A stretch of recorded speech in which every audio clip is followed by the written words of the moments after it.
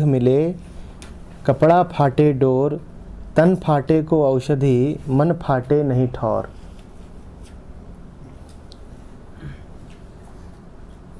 धरती फट गई हो, ऐसा ताप पड़ा हो, ऐसी अवर्षा हुई हो, देखा है ना, धरती फट उठती है तो इलाज संभव है। मेघ आएगा और सींच देगा, फटी धरती दोबारा नम हो जाएगी।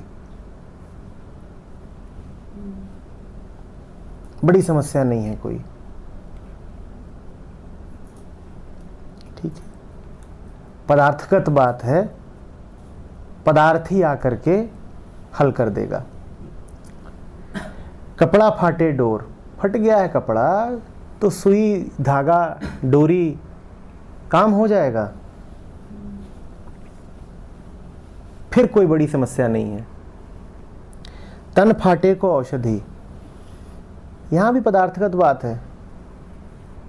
औषधि आएगी, ठीक कर जाएगी। तन का रोग है, व्याधि चली जाएगी औषधि से। मन फाटे नहीं ठौर, पर मन अगर फट गया, मन अगर टुकड़ा टुकड़ा खंड खंड हो गया तो कहाँ ठिकाना पाओगे? कोई सुई धागा तुम्हारे काम नहीं आएगा। मन का फटना समझते हो? मन का फटना क्या? फटा मन कैसा होता है?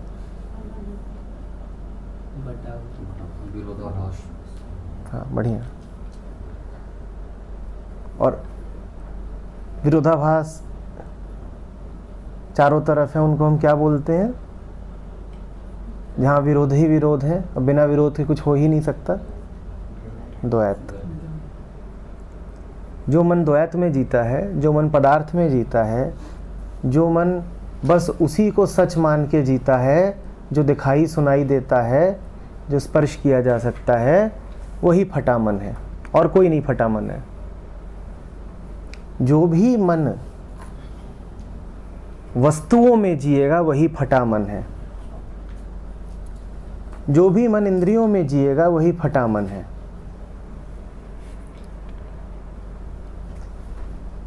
ये संभव ही नहीं है कि आप पदार्थ को ही सत्य माने।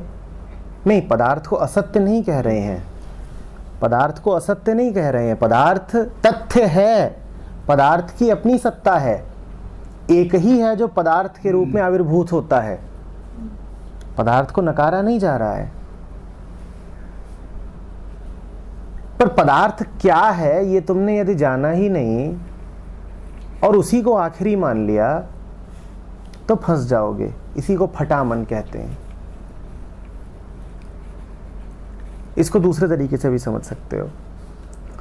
मन का एक सिरा तो वो है जो सदा उसके स्रोत के पास ही रहेगा,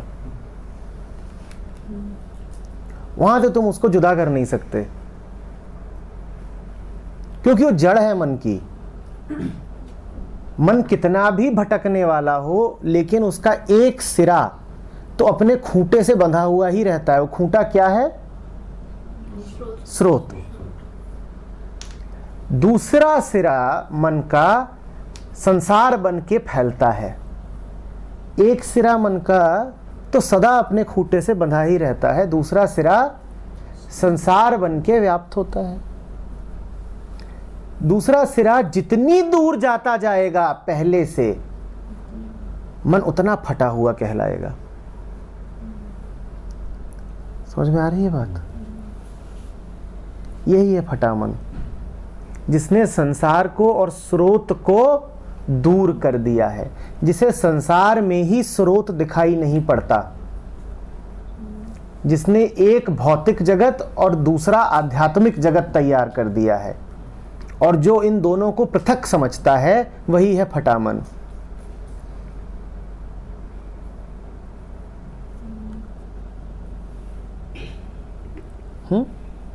तो मन फाटे नहीं ठौर, मन फाटे नहीं ठौर। जिस किसी ने ये सोच लिया कि भौतिक जगत और आध्यात्मिक जगत अलग अलग हैं, और आपको बहुधा ऐसे लोग मिलते होंगे जो बात करते होंगे मटीरियल वर्ल्ड, स्पिरिचुअल वर्ल्ड, वो एक नंबर के पगले हैं। उनको ये समझ में ही नहीं आ रहा कि जहां तुमने दो दुनिया बनाई वहीं तुमने अपने फट जाने का इंतजाम कर लिया। ये दो अलग अलग दुनिया हो ही नहीं सकती।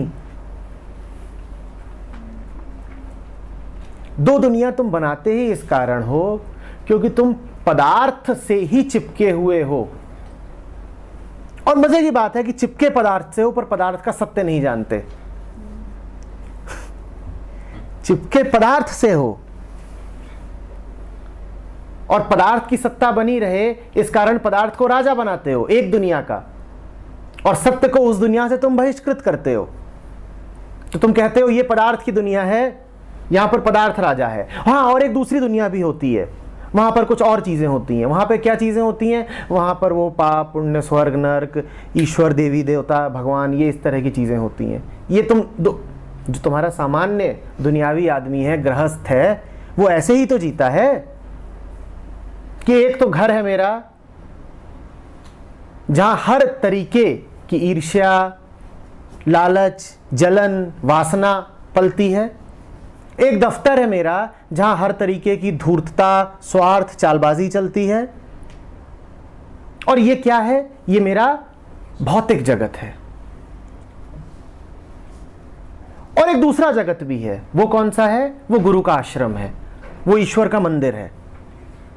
और ये तुमने किया क्या है? तुमने इसीलिए किया है कि सत्य को किसी आश्रम में बंद कर दो, प्रेम को किसी मंदिर में बंद कर दो, ताकि तुम घर में और दफ्तर में भ्रष्ट हो सको। सत्य को वहां बैठा दो ताकि घर में पदार्थ की सत्ता चल सके। हाँ, बांट दो भाई। वो क्षेत्र सत्य का है, ये क्षेत्र किसका है?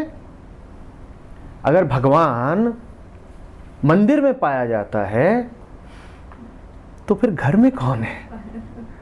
बड़ी सीधी सी बात है, एक सहज सवाल पूछ रहा हूं। यदि भगवान मंदिर में है तो फिर घर में कौन है? शैतान। आप ही ने कहा, आप ही ने दावा किया। चलो घर में भी आते हैं। अगर भगवान पूजा वाले कमरे में है तो शयन कक्ष में क्या है? हैवान। तो ऐसा ही तो होता है, पूजा वाले कमरे में बैठता है भगवान ताकि सोने के कमरे में आप हो सको हैवान। इसी को कहते हैं फटा हुआ मन।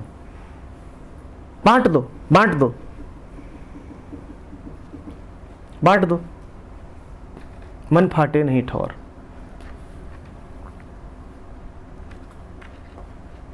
दो अलग अलग दुनिया बना दो और फिर बड़े बुद्धिमत्ता के साथ, बड़े बोधपूर्ण तरीके से बोलो कि देखिए आध्यात्मिक बातें अपनी जगह ठीक हैं, लेकिन बच्चों को थोड़ा प्रैक्टिकल चीजें सिखाइए।